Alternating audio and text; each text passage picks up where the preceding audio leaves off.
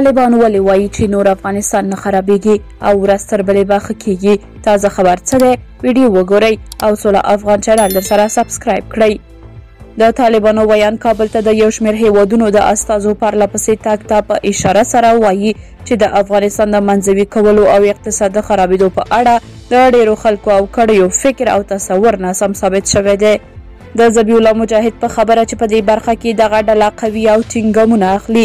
د طالبانو ویان ذبیح الله مجاهد د چهارشنبې په ورځ په خپله ایکس پاڼه کابل ته د یو شمېر هیوادونو د ډیپلوماتانو او استازو تګ ته په اشاره لیکلي چې د طالبانو اړیکې د ډېرو هیوادونو سره جوړې شوي دي. مجاهد زیاتوي چې کابل ته د اسلامي همکاریو د سازمان د مرستیال د راتګ ترڅنګ د روسیې، مالیزیا، قرغیزستان، ترکمنستان او اروپایي اتحادیه او ګڼو بهرنیو هیوادونو د ډیپلوماتیکو او سیاسي استازو راتګ او د ازبکستان په مهمه غونډه کې د طالبانو ګډون د طالبانو د اړیکو پر زیاتوالي دلالت کوي. نوموړی زیاتوي چې دغه اړیکې د افغانستان د اقتصاد لپاره مثبتې پایلې لري.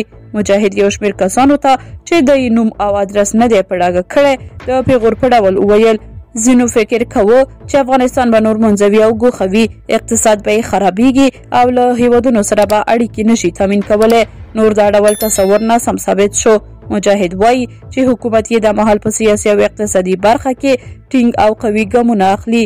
طالب ویان مجاهد خپلو لاسته راوړنو ته په اشاره لیکلي چې د مهال دوی په پراخه کچه منل شوي دي، خو د طالبانو تر واک لاندې کابل ته د ډېرو هیوادونو د استازو تګ او په ځینو هیوادونو کې د افغانستان سفارتونه او کنسلګرۍ طالبانو ته د سپارلو سره سره هیڅ یو هیواد هم طالبان تر اوسه په رسمیت نه دي پیژندلي.